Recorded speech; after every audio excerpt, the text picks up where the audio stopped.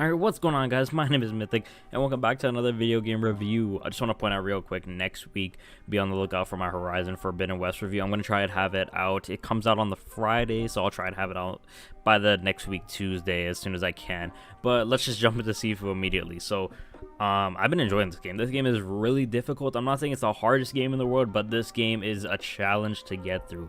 And I know a lot of reviewers and players have been playing this game and asking for like a setting, accessibility setting, difficulty setting. No. Okay. No. When I jump more into the gameplay, I'll explain it more, but it defeats the whole purpose of the game. You know, the game is about 7 to 8 levels, only like 7 GB, and if you just put on an easy setting, you're gonna run through all the levels, be done in like 10 minutes, bro. If you want to get through the game, you want to play the game, just get good at the game. That's the whole purpose of the game. Anyways, let me just jump right into it here. The story for this game. Okay, so basically, if I want to run it down real quick, you are playing as the kid of the Sifu. I believe he is called, yeah, he's called the Sifu. It's like he lives at a karate school, and the game opens up with this gang of 5 people, 5 different names. One goes by the Fahar, then you have Sean, Kuroki, I don't want to, sorry if I butcher any of these names, Yenfing, and Yang. And Yang is the one that ended up killing your father. And then you see this and you come out and you're like a little boy, and I think one of them slits your throat with a sword. I think that's Fahar. Slits your throat with a sword, and the kid seems like he dies, but then he has this magical talisman that revives him, but every time it revives him, it ages him. So it basically is like a blessing and a curse. It will revive you, but it ages you, I think, about how many years or so. So that's pretty much what happens. You want to get revenge for these people that killed your father. You want to take down each and every member of this gang, and then the ending one being the leader who initiated the attack, robbed the school, robbed your house, and killed your dad. Pretty much that avenge type story. It's a good story though. It is a good story. I want to see through it to the end. You know, I want to beat the hell out of these guys. I want to get my revenge on these guys. So what's the gameplay looking like? Okay, so I love this game. All right, comes down to a third person, isn't linear, not an open world game, but is mainly a beat 'em up. Obviously, if you've seen the gameplay, you know what you're getting into.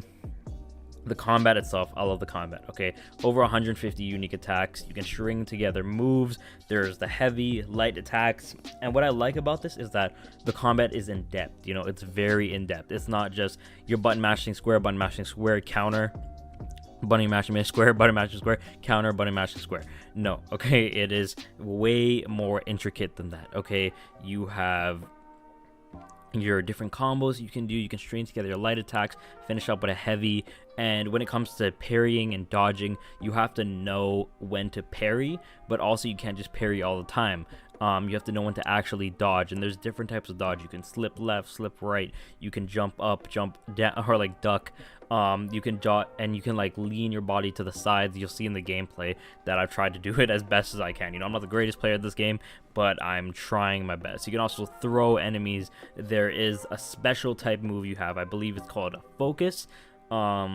Correct me if I'm wrong, but it's in the bottom left corner. You'll see a little blue bar, and when you hold down L2, you unlock sort of a slow-mo type focus mode, and you can hit the a player, or not a player, you can hit the enemy with a stronger type move. So you can do a stronger leg sweep, you can do a stronger face strike, and that helps. It helps greatly in fights too, especially boss battles when you don't know what to do, you don't really know how to piece together this guy yet. So you can hit him with that move, and then hit him with like a super ground sweep, and then follow up after that. Speaking of the ground sweeps, there is a regular ground sweep in combat, you know, to get them off there. If they're blocking too much, you can use the ground sweep, or you can go up high if they're blocking the leg attacks with the palm strike, push them back. So, you know, there are a lot of different ways you can approach the fighting in this game. You know, you can use weapons, you can throw weapons, you can throw the couch pieces from the ground. Anything is really at your disposal here, as long as you can pick it up. And you can use the environment to your advantage. You got to know when to hit, when to dodge, when to approach things, and when you damage enemies enough, when you get their health bar low enough, you have a takedown meter. I think it's press triangle and circle together. It's kind of like the Spider-Man games, but that's how you get your health back. Every time you do a takedown, you get a little bit of health back in your bar. and it just adds a lot to the fighting. You know, you really have to think about it. And the fighting is difficult. You will die a lot. And speaking of death, this is one of the main parts of the game. So the main tagline of the game is one life enough to know kung fu. And so pretty much when you die, you come back, but you come back older. So when you die, you can, before you decide to come back, you can spend your XP in a mini skill tree they have, not you intricate, to unlock new moves, new finishers, new focus type things like that to help you along. You unlock it once for your one run, and then the more you unlock that move, so you unlock it once for this one mini run you're on, because like I said before, there's 7 levels, and then the more you unlock this move, you can permanent unlock it. So if you unlock it 5 times, say one move is like 1000 XP and you use 5000 XP 1005 times, you unlock it permanently for whenever you want to do a different run, or you want to restart the game or whatever. It's permanently unlocked. So then you come back into the game after your death, and you come back a little bit older. So every time you die, there's, I would say, it's either a death counter or an age counter. So say you start off the game at 22, you die, and then it adds 1. So then when you come back, you're 23. But then say you die again, and it's going to add 2. So then when you come back, you're 25. And then when you die again, you come back, say you die again, and you adds 3. You come back, you're at 28. So your life keeps going up and up and up until you get to around 72, and then you just die permanently. Like the tailspin runs out, you can't come back anymore, you got to restart the whole level. And these do stack. Like if you do not know what you're doing, you will have to repeat the level multiple times. But how do you get rid of these death counters? Basically, every time you have a fight encounter or like a little set like beat 'em up level, every time you clear the enemies out without dying, your death counter will go down 1. So if you're at 1 and you clear out all the enemies out without dying, it's not without getting hit, without dying, it'll go back down to 0, and you should be fine.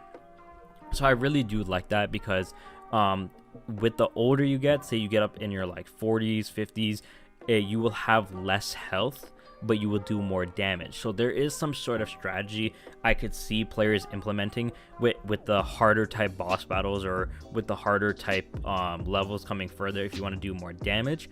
But if they want to stay as young as possible, because some of these levels do generally get hard, really hard, pause, but they generally do get challenging, okay?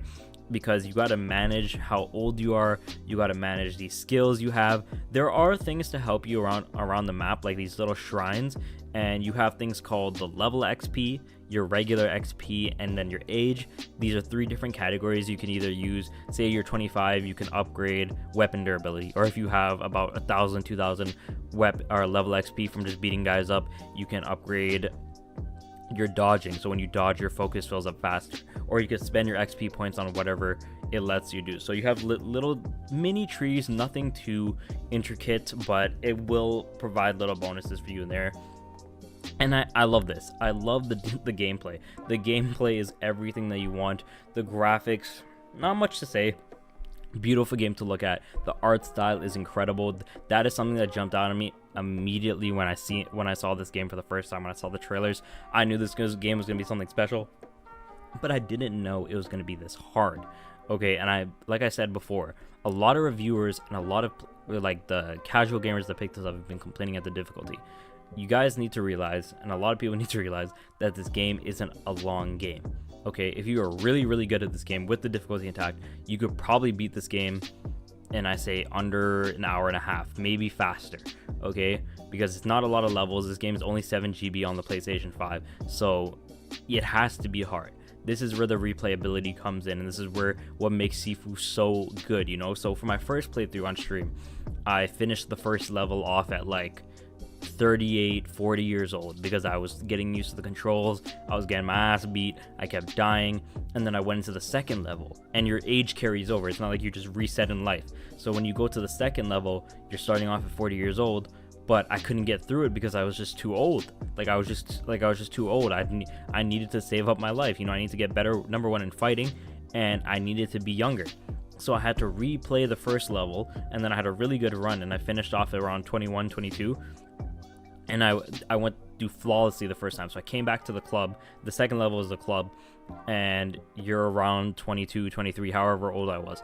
And I got through it this time. I didn't finish the level because it's still hard, but I got through parts I was stuck at even faster. you know, and I had a better understanding of the fighting mechanics and the dodging. So this is where the replayability comes in. You have to replay these older levels to stay younger, you know what I mean? Yes, when you do get older, your damage increases, but your health does go down. And some of these boss battles are grueling. Like the club level, some of these fights are grueling. You need to prepare, and you need to know what you're going into, and you're gonna have to replay these levels multiple times, because you can't just walk in there and just run through the level. You know what I'm saying? It's not gonna be like that. It's not that type of game.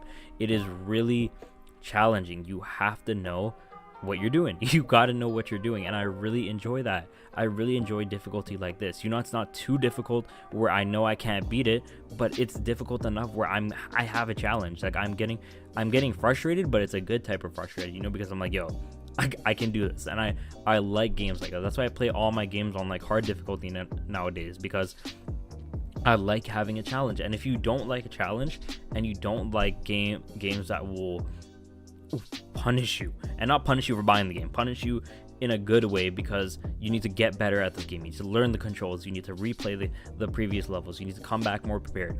This is what Sifu is about. It is about being prepared. It's about coming in there, knowing the controls, knowing when to parry, to dodge, to use your focus, when to weapons, what routes to go, what enemies to hit, how to beat certain enemies. You know, you come prepared every time you replay these levels. And it is a very replayable game. And I say, if you don't like a challenge, and you don't like getting frustrated like that, and you kind of want a cakewalk or a more casual experience, don't buy the game, okay? Don't buy the game. You will enjoy the prequel level. You will enjoy that, but because they make you a super OP guy before getting into the main story. But after that, it is wraps for you, okay? You will die a lot. This game will kill you a lot, and you have to replay the other levels a lot, because you want to stay as young as possible as you go through these levels. You can't just go through it a 70-year-old man, because you will die, and then you have to restart the whole level. And I enjoy that. This game is incredible. This game is challenging. This game is one of the PlayStation's best yet, and the year has barely even started, and we have Horizon coming up the next week. This is insane. This is a major dub. See, I was telling everyone be on the lookout for Sifu, but no one wanted to believe, and I'm telling you guys, this game is incredible. Pick it up right now if you love combat games like this, if you love the art styles like this, if you want to support an indie type company, go pick it up. I'm telling you right now, go pick it up. You will love it. You will enjoy it, honestly. Go ahead, try it out. And what would I give it for my final score? I'm giving this game a 9 out of 10. You know, I was thinking 8 out of 10, but the more I play it, the more satisfying I feel. Like when you take down a room full of enemies, the animations, the story, the way you can unlock new moves, the way you can string together different things I didn't even know were there yet. There's still things I'm still discovering about the combat. So with all that being said, and with this game coming into the year, I felt like it was underrated. A lot of people were sleeping on this game. So I'm giving this game a 9 out of 10. If you have the money for it and you like a challenge, pick it up. So I want to thank you guys so much for watching my review. I'm going to be playing more of this on stream. Again, next week, Friday, Horizon Forbidden West is coming out. I'm going to get started on that review as fast as I can so I can get it out by Tuesday. I know I don't have an early review copy, so I'm going to be behind some of the other reviewers, but, you know, I like to stay unbiased. I like to give my full opinion on it, if the game is trash or not. I have high hopes for it, so if it is bad, I will be really let down, but I'm not going to hide that from you guys. I'm going to show it as much as I can, give my true and honest opinions on it, because it is one of my most hyped games of the year. But going back to Sifu, again, pick this up if you can. Thank you guys so much for watching. Subscribe for more. Check out my bio for any other links, like my TikTok, my streams, anything like that. Thank you so much, and remember, they call me Mythic.